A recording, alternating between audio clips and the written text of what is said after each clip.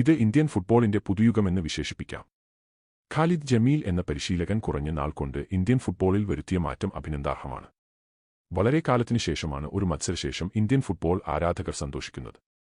വമ്പന്മാരോട് മുട്ടുവിറക്കുന്ന team ഇപ്പോൾ വമ്പന്മാരുടെ മുട്ടിടിപ്പിക്കുകയാണ് ചെയ്യുന്നത്. Khalid Indian പരിശീലകനായി ചുമതലയേറ്റ ശേഷം 4 മത്സരങ്ങളാണ് ഇന്ത്യ കളിച്ചത്. അതെല്ലാം ഇന്ത്യയേക്കാൾ എത്രയോ മികച്ച ടീമുകൾക്കെതിരെയും. എന്നാൽ മത്സരഫലം ഇന്ത്യൻ ഫുട്ബോൾ പ്രേമികളെ തന്നെ ഞെട്ടിക്കുന്നതാണ്.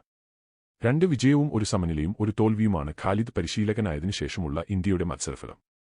ഫിഫ റാങ്കിങ്ങിൽ 79 സ്ഥാനത്തുള്ള ഒമാനെ തകർത്തതാണ് ഇതിൽ ഏറ്റവും വലിയ നേട്ടം. ചരിത്രത്തിൽ ആദ്യമായാണ് ഇന്ത്യ ഒമാനെ തോൽപ്പിക്കുന്നത്. ഇന്ത്യ തോൽവി വഴങ്ങിയത് ഫിഫ റാങ്കിങ്ങിൽ 20ാം സ്ഥാനത്തുള്ള ഇറാനോടാണ്. അതും 70 മിനിറ്റ് വരെ ഇറാനോട് പൊരുതി നിൽക്കാനും ഇന്ത്യക്ക് സാധിച്ചു. ടീം പ്രഖ്യാപിച്ചപ്പോൾ തന്നെ തിരിച്ചടി നേരിട്ടതാണ് ഖാലിദ് ജമീലിൻ. മോഹൻ ബഗാൻ താരങ്ങളെ വിട്ടു നൽകിയില്ല. എന്നാൽ ഈ പ്രതിസന്ധികളെയെല്ലാം തരണം ചെയ്യാൻ ഖാലിദ് ജമീൽ എന്ന സൂപ്പർ പരിശീലകൻ സാധിച്ചു. ഞങ്ങൾ ഫുട്ബോൾ ആരാധകർക്ക് അഭിമാനിക്കാവുന്ന ഒരു നിമിഷം നൽകിയതിന് ഖാലിദ് ജമീലിൻ നന്ദി പറയാതെ വയ്യ. കൂടുതൽ വാർത്തകൾക്കായി പേജ് ഫോളോ ചെയ്ത് കൂടെ കൂടിക്കോളി.